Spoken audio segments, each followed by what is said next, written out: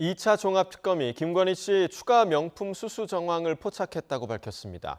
특검은 관련 수사를 진행하기 위해 관저 이전 관계자에 대한 압수수색에 나섰습니다. 취재기자 연결해서 자세히 알아보겠습니다. 권준수 기자, 이 3대 특검의 남은 사건을 수사하는 2차 종합특검이 김건희 씨의 또 다른 명품 수수 정황을 포착했다고요? 네, 종합특검은 오늘 정례 브리핑을 열고 윤석열 정권에서 이뤄진 관저 공사와 관련해 김건희 씨의 명품 추가 수수 정황을 확인했다고 밝혔습니다. 특검은 관련 수사를 위해 공사를 맡았던 업체와 관계자에 대한 압수수색을 진행 중이라고 설명했습니다. 구체적인 혐의 내용과 수수한 물품의 가액에 대해서는 말을 아꼈는데요. 앞서 지난 2022년 5월 인테리어 업체 21g은 대통령실과 관저 이전과 증축 공사를 따냈는데 이 종합건설업 면허가 없는데도 김 씨와의 친분을 바탕으로 특혜를 받았다는 의혹이 제기됐습니다. 이와 관련해 특검은 당시 청와대 이전 태스크포스 팀장이었던 윤한홍 국민의힘 의원의 주거지와 사무실 등 수사에 속도를 낸 바 있습니다. 특검은 또 윤석열 정권에서 대통령실이 쌍방울 대북 송금 사건에 개입을 시도한 정황을 확인했다고 밝혔습니다.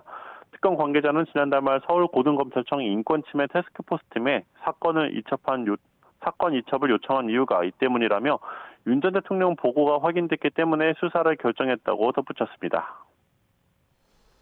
네, 오늘 법원에서는 윤 전 대통령 체포방해 등 혐의 결심 공판이 진행 중이라고요? 그렇습니다. 서울고등법원은 오늘 오후 2시부터 윤석열 전 대통령의 체포방해 등 혐의 항소심 결심 공판을 진행하고 있습니다. 윤 전 대통령도 직접 법정에 출석했습니다. 지금 재판에선 증거 조사가 이뤄지고 있는데요. 이후 내란 특검의 최종 의견과 구형, 윤 전 대통령 측의 최후 변론과 최후 진술 등 절차가 차례로 진행될 예정입니다.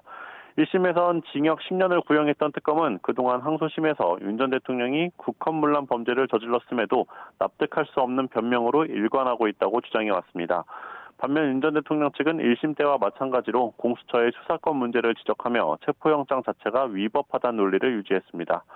지난 1월 1심 재판부는 대부분 혐의를 유죄로 판단하면서 징역 5년을 선고했는데요. 항소심 선고 기일은 아직 잡히지 않았지만 상반기 안에 이뤄질 거로 보입니다. 지금까지 사회부에서 YTN 권준수입니다.